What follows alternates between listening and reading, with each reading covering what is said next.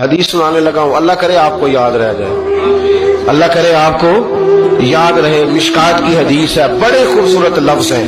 میرے نبی کریم علیہ الصلوۃ والسلام نے فرمایا، رب جو تمہیں روزی دیتا ہے نا، یہ تمہارے ضعیفوں کی برکت سے دیتا ہے۔ وہ جو 90 سال کی اماں گھر میں ضعیف پڑی ہے نا، اسے سکریپ کا مال نہ سمجھنا۔